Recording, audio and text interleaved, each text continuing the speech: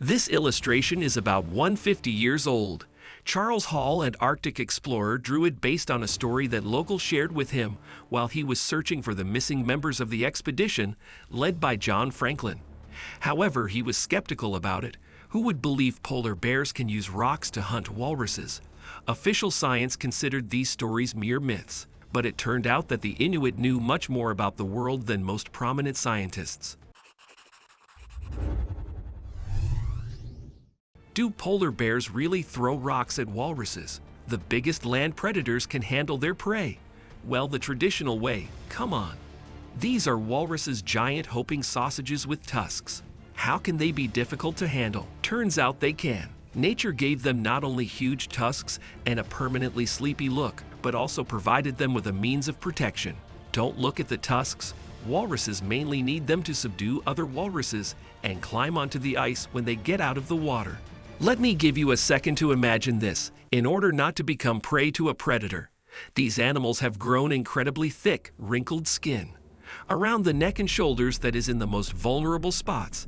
Its thickness reaches 4 inches in males, and then there's also a layer of fat 6 inches thick. It's like evolution gave them a body vest, which protects both from the cold and predators. Yes, polar bears have very sharp teeth and equally sharp claws, but their length usually does not exceed 2 inches. You see what the problem is? Even if the bear's fangs were twice as long and the walrus that came across turns out to be very young, the layer of fat will still ruin the hunt. Don't forget about the strong bones of the skull, which a bear can't bite through the same way as the bones of seals. Oh, and keep in mind the weigh. On average, walrus weigh twice as much as polar bears. You can't even move walruses. How do you hunt them? The only way is to use the tools at hand. Well, there are not many of them in the Arctic, so there's not much to choose from. You'll hardly find anything other than snow ice and rocks. Perhaps the bears experimented with different tools to come to an unexpected conclusion. Rocks and ice really work. You just need to climb higher and aim properly. Unlike with many other hunting techniques, this one is not embedded in the bear genes. It comes with experience. The bear can see how his relative is tossing rocks or just accidentally drop something on the walrus. A person discovering such a thing would have this so-called Eureka moment, a sudden insight, an understanding of a previously incomprehensible concept. You've probably heard the story about Archimedes, who found out that when a body is immersed in water, it displaces the volume of water equal to the volume of the body. According to legend, this realization came to Archimedes in the bathhouse, and the scientist was so delighted that he ran home screaming Eureka without even dressing up first. Now for the really interesting fact, animals can also experience Eureka moments.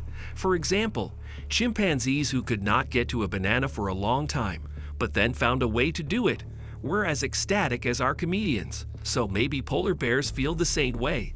After all, they can teach their cubs how to hunt, share the secrets of their skills, so why not borrow something human-like from humans? Also, sometimes bears and humans share the same attitude towards learning, that is, it's incredibly boring. For example, adult bears take the younger generation on a fishing trip with them to sit by a hole in the ice. They wait for a seal to appear on the surface, and sometimes it takes a very long time.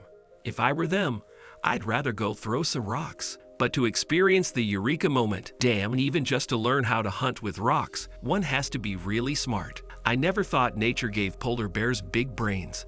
How did they manage to upgrade their intelligence? It may seem weird, but their diet played a key role here.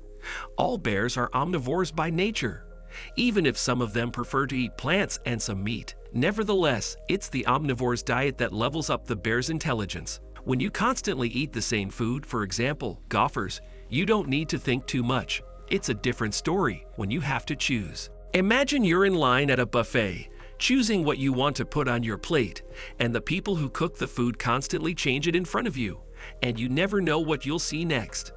And this happens every year, so bears constantly need to make efforts and think this is how they gradually develop their brains.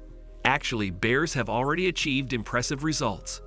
Independent biologists Ben Killam, who helps American black bears at the Rehabilitation Center, believes these animals can remember the distant past, analyze the likelihood of events in the distant future, communicate, and sympathize with each other. According to the biologist, bears could potentially be even smarter than monkeys.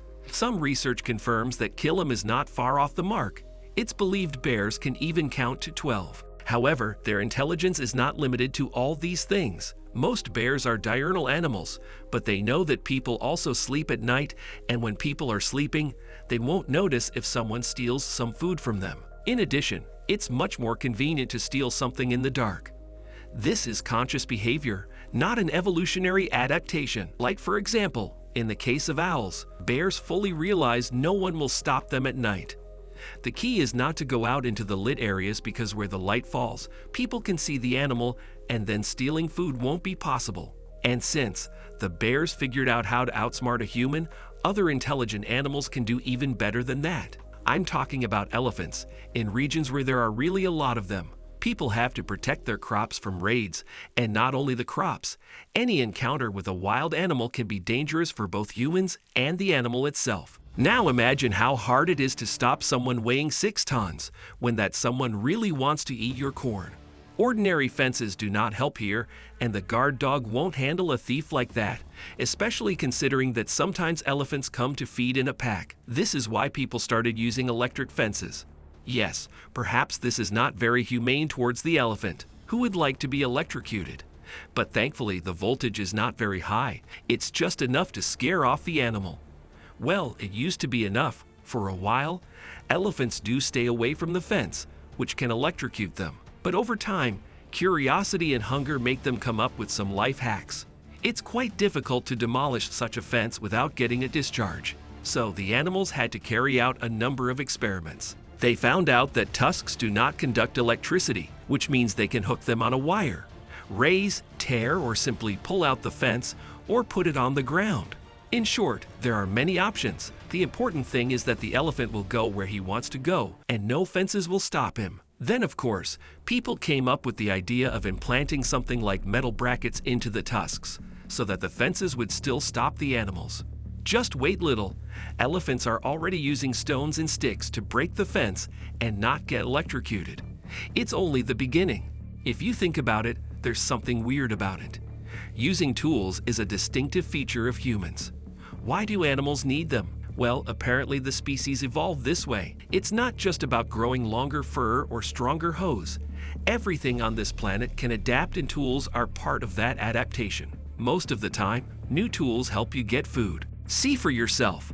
An ancient man without a spear or other primitive weapon would never stand a chance against a mammoth just because the mammoth is too big. Its skin is too thick. And does it remind you of anything? Also, the tools reduce risks. You don't have to fight a mammoth if you throw a spear at it, or you won't have to attack a walrus if you throw a heavy ice floe on its head. Once upon a time, our distant ancestors took ordinary sticks in their hands to make their life a little easier. Then they switched to stones, learned how to make plates from clay. So clothes and bags, work with iron, got a little carried away. And today we can order a pizza to our home, and then eating it while watching another video on YouTube. What is this, if not evolution? Driven by tools to some extent, who knows? What if today polar bears use rocks and ice for hunting, and in a couple of million years they'll also create their own civilization? Or maybe it already exists now. You are no king, and I will show you that. See you later.